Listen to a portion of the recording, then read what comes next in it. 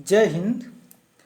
हमारे स्टूडेंट का कहना है और एक श्लोक के फार्म में कहा जा रहा है कैसे कि सफ़ेद फास्फोरस का प्रयोग इजराइल ने माना है।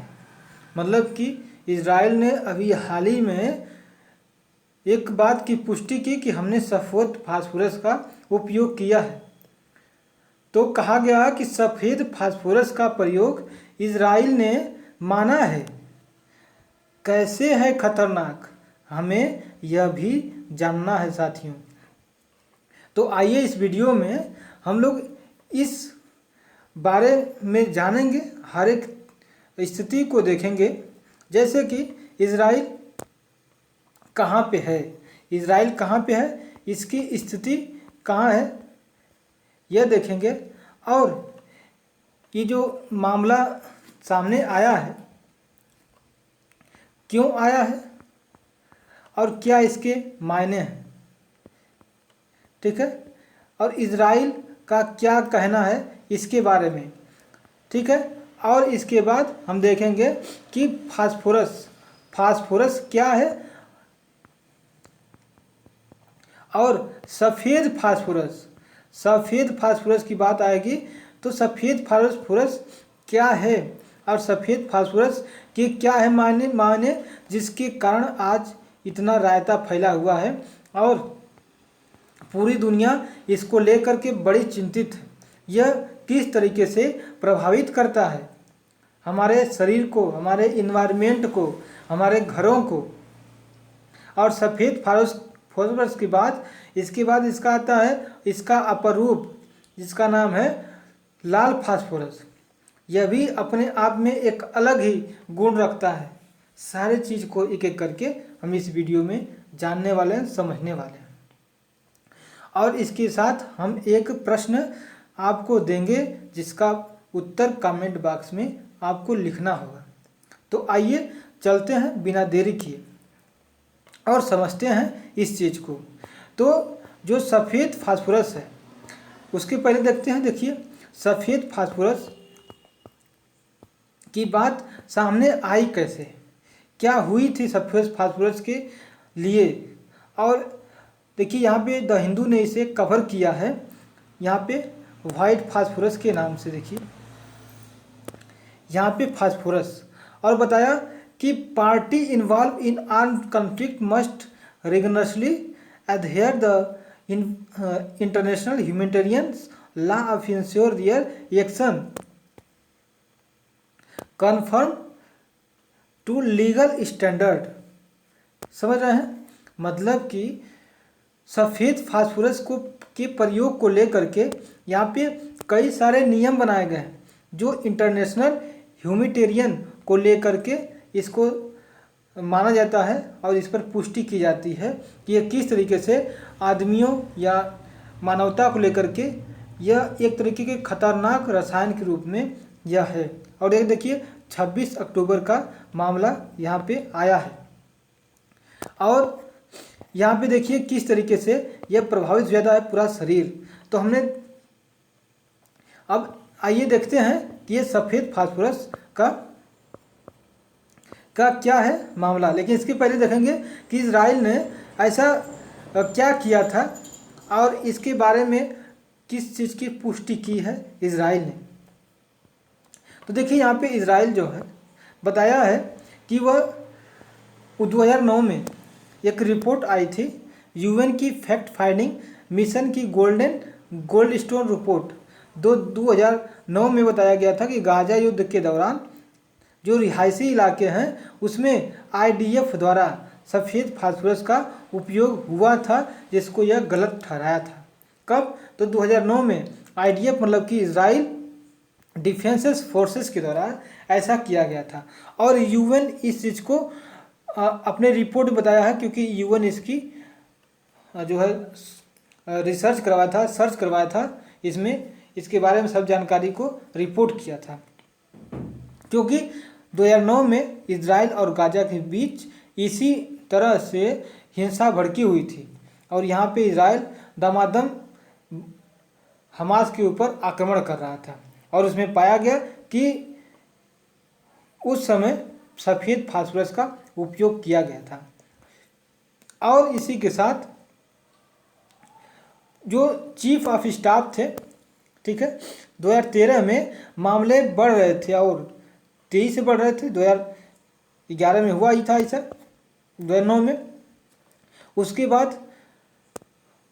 बाद जो है जब घरेलू विरोध हुआ था तो इजराइल ने अपनी इस बात को बताया था कि हाँ हमने छोड़ा था, क्योंकि इससे बहुत सारे प्रॉब्लम होते हैं, शरीर पूरा जल जाता है साथियों। इसके बारे में हम बात करेंगे यह क्यों ऐसा हुआ था। और इसके बाद जब इजराइल जो है हाई कोर्ट ऑफ जस्टिस से जो परिस्थितियों में इसकी उपस्थिति की बात भी करी थी कि हम इसका उपयोग किए थे, यहाँ पर भी देख सकते हैं कहाँ कहाँ इजराइल इस बात को मान रहा है। इसी के साथ साथ ये बताया कि इजराइल जो है अब जब ऐसा बात कहा गया तो जहरीले केमिकल के उपयोग पर जांच करने की मांग उठी और इसका उपयोग कहीं अंतर्राष्ट्रीय मानव कानून का उल्लंघन तो नहीं करता, इस बात के लिए भी चर्चा शुरू हो गई कि यह गलत है कि सही, और गलत है तो इस पर रोक लगानी चाहिए, इस पर नियम और कड़े कानून बनाने चाहिए। और इसी के साथ साथ यहाँ पे सफ़ेद फास्फोरस जो है क्या है कि यह बताया गया बाद में कि यह किस तरीके से गलत है। इस रिपोर्ट में बताया गया कि यह गलत भी है। कैसे गलत है कि यह अंतर्राष्ट्रीय मानवीय कानून के अंतर्गत आता है, क्योंकि इससे मानव के साथ बहुत ज़्यादा ज्यादतियाँ हो जाती हैं, शरीर पूरी तरीके से जल जाता है, यहाँ तक कि हड्डियों को भी यह जला सकता है। यह हथियारबंद लड़ाइयों में आम नागरिक और सैनिकों में होने वाले नुकसान को यह कम करना है, क्योंकि इससे ज़्यादा नागरिक और सैनिक क्या होते हैं, झुलस जाते हैं, नागरिक की सारे स्किन जल जाते हैं, वह तड़प तड़प के मरने के लिए बाध्य हो जाता है अगर उसे समय पर ट्रीटमेंट नहीं दिया गया तो। इस तरीके से अगर हम इसको रोक देते हैं तो बहुत सारे नागरिक और जो सैनिक हैं बच सकते हैं। देखिए सैनिकों का किसी भी युद्ध में कोई भी दोष नहीं होता है।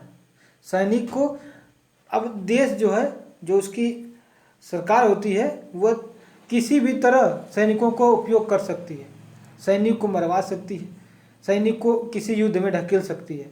सैनिक केवल एक हथियार है, हथियार के रूप में सैनिकों का उपयोग किया जाता है, उनकी कोई गलती नहीं है।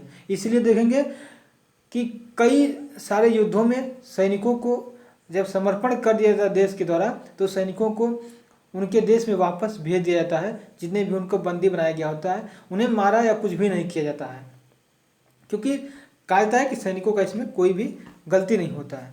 और इसके अंतर कुछ सिद्धांत भी शामिल हैं जो लड़ाकों और आम नागरिकों के बीच फर्क करने की बात करता है। यहाँ पर भी इसकी बात की गई है। और यानी इसकी संख्या जो है ऐसी होनी चाहिए जिससे सैन्य कार्यवाही में आम लोगों का नुकसान न हो। ठीक है, कहा गया है इसकी बात भी कि अगर आप उपयोग कर रहे हैं तो इस तरह से करिए कि इसमें किसी का नुकसान ना हो।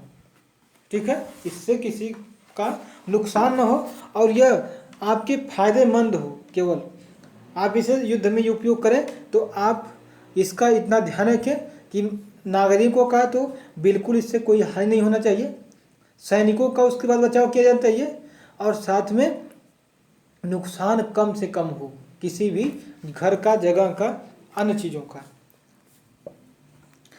ठीक है, तो आइए देख लेते हैं कि और क्या क्या नियम है। ठीक है, जो आग भड़काने वाले हथियार हैं उस पर भी कुछ नियम बनाए गए हैं।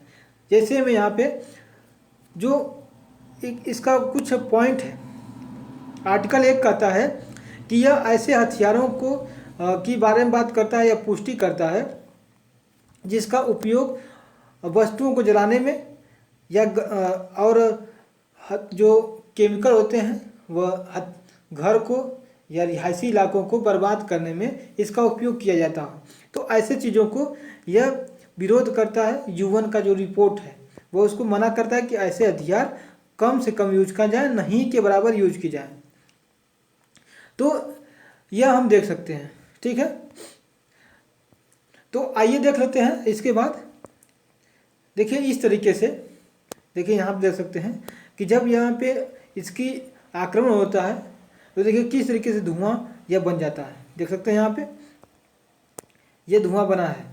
और ये देखिए कितनी पूरा धुआं बन जाता है। इसका उपयोग देखेंगे अभी हम बाद में, इसके आगे चलकर कि क्या क्या उपयोग हुआ है। और इजराइल ने इस पर अपनी सफाई भी दी है साथियों, सफाई भी दी है कि हमने किस लिए काम किया था। हमने लोगों को मारने के लिए नहीं किया था, बल्कि कुछ और तरीके से काम किया था। तो यह भी हम देखेंगे इस वीडियो में। तो इसके पहले आइए देख लेते हैं कि यह सफ़ेद फास्फोरस होता क्या है और यह फास्फोरस क्या है। लेकिन इसके पहले हम स्थिति देखेंगे कि यहाँ पे इजराइल की स्थिति क्या है। देखिए साथियों, यह है हमारा अरब प्रायद्वीप। यह अरब प्रायद्वीप है और अरब प्रायद्वीप में ही यह इजराइल भी आता है, लेकिन अरब प्रायद्वीप से थोड़ा सा अलग है। देखिए इधर तक अरब प्रायद्वीप है, यह इराक ईरान लेते हुए इधर नहीं है, ठीक है। इधर इसको भूमध्य सागरीय देश की तरह से देखा जाता है। तो ये देखिए यहाँ से पूरा यहाँ तक ये जो दिख रहा है आपको, यह पूरी इजराइल है और इधर का तरफ लेबनान है और यह दिख रहा है यह जॉर्डन है और इधर की तरफ मिस्र है, मतलब कि और यहाँ पे सीरिया भी है। तो इसके किस देशों से अगर बात करें कि साझा सीमा होता है तो लेबनान, सीरिया, जॉर्डन और यहाँ पे मिस्र लगता है, सऊदी अरब नहीं लगता है, ठीक है। इधर की तरफ भूमध्य सागर है, इधर की तरफ भूमध्य सागर है और इधर की तरफ यहाँ पे यह लाल सागर है। यहाँ पे एक खाड़ी भी है, अगर आपको पता है साथियों तो इस खाड़ी का नाम ज़रूर बताइएगा। और यहाँ पे एक नहर बनाई गई है, इस नहर का साथियों नाम है स्वेज नहर, ठीक है। और स्वेद पोर्ट क्या है, उत्तर में है स्वेद पोर्ट।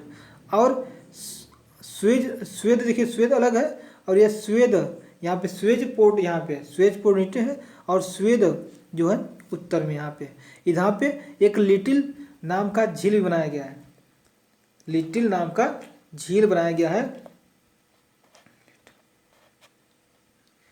ठीक है। यहाँ पे लिटिल नाम का झील भी बीच में है, तो हमें यह चीज़ देखना है। तो हमने ये सब देखा। और जो इजराइल है आज का, यह बहुत ज़्यादा अपने आप का विस्तार जो है बना चुका है, विस्तार कर चुका है। इसका विस्तार अच्छा खासा हो चुका है, इसे हम देखेंगे। देखिए यहाँ पे है इजराइल, देखिए यहाँ पे यह है इजराइल। बताया जाता है कि जो लेबनान है, देखिए आप लेबनान है और यहाँ यही फिलिस्तीन ही है। फिलिस्तीन की स्थिति आज पूरी तरह से डामाडोल हो गई है। यहाँ पे देखिए गाजा पट्टी है, यहीं पे इस समय आक्रमण का समय चल रहा है और यह पूरी तरह से वेस्ट बैंक है। और यह यहाँ पे झील है, यहाँ पे एक झील भी है, ठीक है। तो ये जो गाजा पट्टी है ये लगभग 365 वर्ग किलोमीटर में यह है। और इजराइल का पूरा तरीके से जो क्षेत्रफल है 20,000 वर्ग स्क्वायर के किलोमीटर में आता है। अब जो गाजा पट्टी और वेस्ट बैंक ये काफ़ी हिस्सों पर फिलिस्तीन का नियंत्रण छूट चुका है, ख़त्म हो चुका है। यह पहले का यह मैप है, ठीक है। और यहाँ वेस्ट बैंक का देख रहे हैं यहाँ पे, तो यहाँ तक कि पूरा तो इजराइल, यहाँ पे फिलिस्तीन लगभग है, यहाँ पे इजराइल है, ठीक है। और यह गाजा पट्टी है जो आज का क्षेत्र हम देख रहे हैं, ठीक है साथियों। तो हमने देख लिया इजराइल, ठीक है। इजराइल के बारे में हमने पूरा देख लिया। और इजराइल के बारे में और भी देख सकते हैं कि इसकी करेंसी क्या है। तो इसकी करेंसी शकेल, इसकी करेंसी जो है शकल करेंसी है। और इसकी लैंग्वेज जो भाषा है वह हिब्रू भाषा बोलते हैं, ये लोग हिब्रू भाषा बोलते हैं। और यहाँ के पीएम कौन है, तो बेंजामिन नेतन्याहू हैं। और बॉर्डर जो है इसकी सीरिया, जॉर्डन और लेबनान से लगती है। इसकी बॉर्डर सीरिया, लेबनान और जॉर्डन से लगती है। और इस पर ऑपरेशन अजय भारत के द्वारा चलाया गया था, इंडियन गवर्नमेंट के द्वारा। क्योंकि जब इजराइल में वार हो रहा था, वार शुरू हुआ, तो बहुत से हमारे भारतीय यहाँ पे काम के लिए गए थे, पढ़ने के लिए गए थे, तो वहाँ पे फंस चुके थे। इनको बाहर निकालने के लिए यहाँ पे अजय ऑपरेशन को चलाया गया था। और इनका मेन आयरन स्वॉर्ड एक बनाया गया है, आयरन स्वॉर्ड जिसे आयरन डोम कहते हैं। यह ऑपरेशन इजराइल के द्वारा इस समय चलाया जा रहा है, ऑपरेशन आयरन स्वॉर्ड। ये ऑपरेशन आयरन स्वॉर्ड के नाम से यहाँ पे इस समय ऑपरेशन चल रहा है। तो ये चीज़ हमने यहाँ पे देखा, ठीक है। अब हम लोग देख लेते हैं कि यह सफ़ेद फास्फोरस, लाल फास्फोरस, यह होता क्या है। तो देखिए फास्फोरस, जो फास्फोरस होता है इसका जिसका जो अनुक्रमांक होता है, एलिमेंट नंबर होता है, वो होता है 15, ठीक है। यह होता है 15। यहाँ पे देख सकते हैं इसका होता है जो परमाणु क्रमांक होता है वह 15 होता है और इसे P से डोनेट करते हैं, इसे P से डोनेट करते हैं, जिसे फास्फोरस नाम दिया जाता है।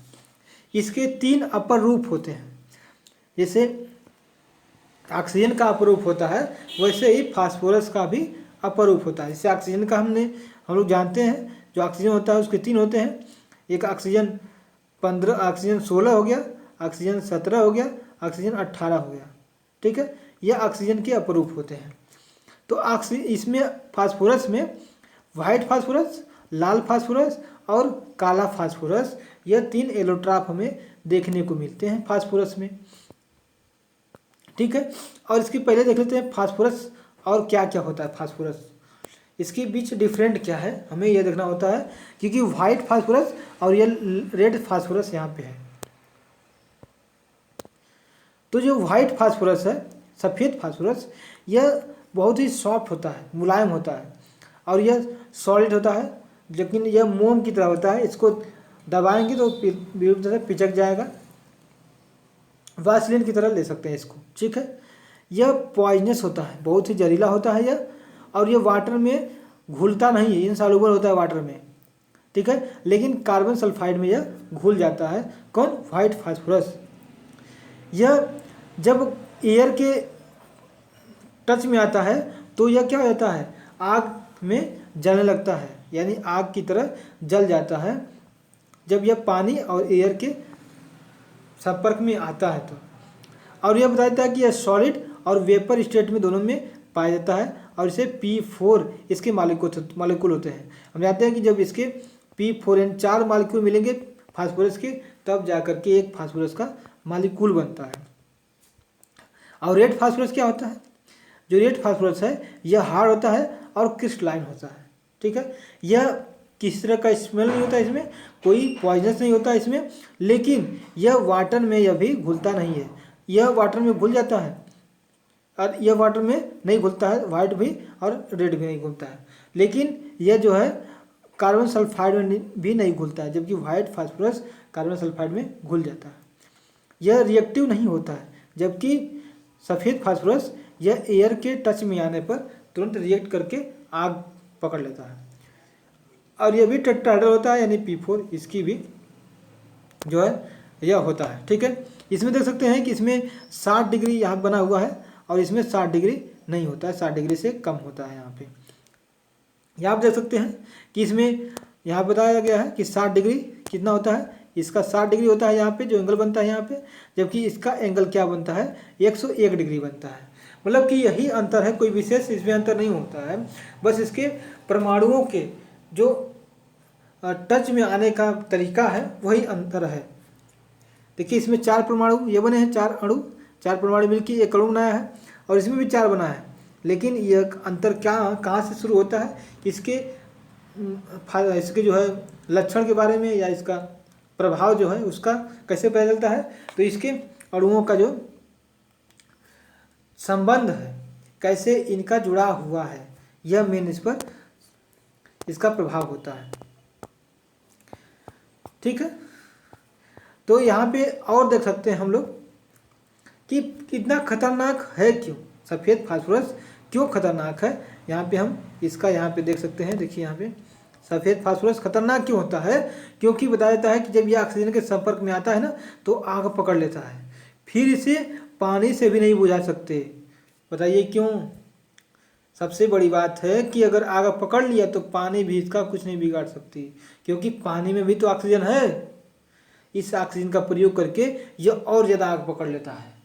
मतलब कि इसके बुझाने का तरीका ही बिल्कुल अलग होना चाहिए। अब उसके लिए जो है जो कार्बन डाइऑक्साइड ऑक्साइड होता है, अब उसी का केवल उपयोग कर सकते हैं इसके लिए। यही बात इसके लिए बेहद खतरनाक बनाती है। और यह जो बम है 1300 डिग्री सेंटीग्रेड तक पहुंच जाती है। मतलब कि अगर यह आग पकड़ लिया तो 1300 डिग्री सेंटीग्रेड यह पहुंच जाएगा। और यह जो है यह आग से कहीं ज़्यादा जलन और जख्म देता है। और यहाँ तक कि यह हड्डियों को भी गला सकता है साथियों, हड्डियों को भी यह गला देगा। इतनी ज़्यादा 1300 डिग्री सेंटीग्रेड कम नहीं होता है, हड्डियाँ पूरी तरह से जल के राख हो जाएगी इस पर। इसके साथ साथ सफ़ेद फास्फोरस क्या होता है यह भी हम देख सकते हैं कि ये जो है मानव त्वचा के जब संपर्क में आता है तो यहाँ पे क्या होता है, थर्मल और केमिकल दोनों तरह से यह प्रभावित करता है। थर्मल मतलब कि यह गर्म तो करेगा ही जिससे जल जाएगा, और केमिकली तरीके से यह उधेड़ देता है, पूरे जो स्किन होता है उसको एकदम सफ़ेद करके उघेड़ देगा। और इसी के साथ साथ जब फास्फोरस पेंटॉक्साइड पानी से प्रतिक्रिया भी करता है और यहाँ पे फास्फोरिक एसिड बनाता है जो कि अत्यधिक संक्षारक होता है। जब फास्फोरिक एसिड बनेगा तो हमारे बदन को, हमारे स्किन को एकदम जला देगा। देख सकते हैं कि इस तरीके से यह क्या है, बहुत ज़्यादा प्रभावित कर रहा है। हम यह चीज़ देख सकते हैं इससे। देखिए यहाँ पे, और इसका उपयोग साथियों किया क्यों जाता है, इसका उपयोग किया ही क्यों जाता है यह भी हम देखना चाहिए हमें और समझना चाहिए। और इज़राइल का क्या इसका अपना मत है, क्यों अपनी इस बात को बता रहा है और क्यों इसने उपयोग किया। तो देखिए इसका बताना है, यह कहता है कि जो हमने इसका उपयोग किया था और इसका उपयोग किया भी जाता है, हमारे हर एक युद्ध में किया जाता है सफ़ेद फास्फोरस, क्योंकि ये जो है धुआं आता है, क्या करता है, धुआं बनाता है। अगर किसी भी जगह पे इसका उपयोग कर दिया जाए तो वहाँ पे धुआं की दीवार बना देगा और वहाँ से जो यहाँ के सैनिक होते हैं वो निकल करके दूसरे स्थान पर आसानी से जा सकते हैं। साथ में ये रोशनी भी पैदा कर देगा जिससे रात को लोग अपनी सारी स्थिति को देख सकते हैं कि वहाँ पे कितने लोग हैं और कितने यहाँ पे सैनिक हैं या कितने जो है यहाँ पे दुश्मन हैं, इसके बारे में इससे जानकारी मिल जाती है। और यह कहा कि यह अनजाने में उसने नहीं किया, उसने अनजाने में हो गया होगा, लेकिन वह सब कुछ मतलब सही तरीके से, वेल तरीके से, ट्रेंड तरीके से लोग इसमें जो शामिल हैं वे लोग किए थे, गलत तरीके से नहीं किया गया था। इसी के साथ साथ यह सिग्नलिंग सिस्टम में इस्तेमाल किया जाता है। मतलब कि अगर जहाँ पे हमला करना है तो वहाँ पे पहले इससे सिग्नल दे दिया जाता है और यहाँ पे पता कर लिया जाता है कि यहाँ पे जो दुश्मन हैं मौजूद हैं तो यहाँ पे हम हमला कर सकते हैं, इसलिए इसका उपयोग किया जाता है। और इसी की बात को हवाला देते हुए इजराइल ने भी पुष्टि की है कि हम इसी के कारण और इसके उपयोग को सही तरीके से हमने किया था। और बताया कि सफ़ेद फास्फोरस का उपयोग जो है रोशनी करने के लिए और धुआं की आड़ की करने के लिए होता है, और इससे जो है अनजाने में जो है यहाँ पे आँखों में जलन और लोगों के शरीर पर फोफले या जलन हुआ था, यह हम इसके बारे में पुष्टि नहीं करेंगे, ठीक है। और इस तरीके से अपने रिपोर्ट में यह चीज़ बताया था इजराइल। तो आप देख सकते हैं किस तरीके से इजराइल भी अपना पल्ला फाड़ लिया है। देखिए इतना धुआं होता है ना, इतना धुआं होता है बीच में कि कुछ भी नज़र नहीं आएगा। और देखिए इस तरीके से ऊपर से आता हुआ नज़र आता है, ठीक है। तो आपको ऐसा देखिए किस तरह का धुआं बन गया।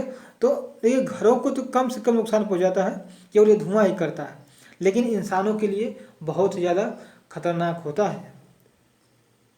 ये देखिए सफ़ेद फास्फोरस सफ़ेद होता है और जो लाल फास्फोरस होता है इसका उपयोग अन्य जगह भी होता है। लाल फास्फोरस का प्रयोग जो है कहाँ होता है, तो हम लोग जानते हैं इसका प्रयोग दिया सलाई में होता है। जो सलाई आप यूज़ करते हैं, माचिस का जो टिप होता है उस पर लगाया जाता है, माचिस के टिप पर लगाया जाता है। और साथ में माचिस का जो जहाँ रगड़ते हैं कागज़ पर वहाँ भी सफ़ेद फास्फोरस होता है, रगड़ने पर यह जल्दी ही आगे पकड़ लेता है। लेकिन जो वाइट फास्फोरस रगड़ने से नहीं, केवल यह हवा के संपर्क में आता है तो ही तुरंत पकड़ लेता है। तो मतलब वाइट फास्फोरस जो है ये ज़्यादा रिएक्टिव है, जबकि रेड फास्फोरस कम रिएक्टिव है हवा के साथ। तो आज का सवाल है हमारा कि यहाँ पे बताया गया सवाल है, क्वेश्चन है कि what is the name of the Israel's air defence system. Israel के एयर डिफेंस सिस्टम का क्या नाम है। तो ए है S-400 डिफेंस सिस्टम, बी है आयरन डोम, सी है एयर डिफेंस सिस्टम और डी है ADGE। बता दें कि भारत ने इजराइल से S-400 डिफेंस सिस्टम लिया है, जो कि अगर ऊपर से कोई भी हमला करता है कोई मिसाइल से तो भारत इससे उसको हवा में ही मार गिराएगा, उसको हवा में ही नष्ट कर देगा। ऐसे ही इजराइल का इसमें कौन सा सिस्टम है जो इसे हवा में मारने के लिए ही तैयार किया गया, बनाया गया है। इसका आंसर कमेंट बॉक्स में दीजिएगा और साथ में बताइएगा कि वीडियो आपको कैसा लगा और इस फास्फोरस यानी सफ़ेद फास्फोरस के बारे में आपका क्या विचार है, कमेंट बॉक्स में लिखिएगा। आज के लिए बस इतना ही, मिलेंगे फिर अगले वीडियो में। जय हिंद।